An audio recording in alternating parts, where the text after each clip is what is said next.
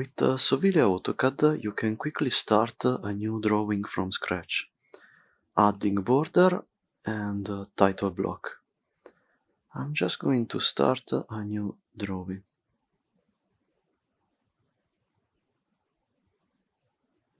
As you can see, I have an empty model space. Just using a simple feature, I can decide the size of the page I want to use.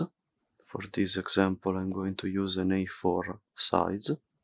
The position inside my model space, coordinate 0, 0, and the scale that I want to use. Clicking OK, it is placing my border inside the model space. Like that, I can also add a title block.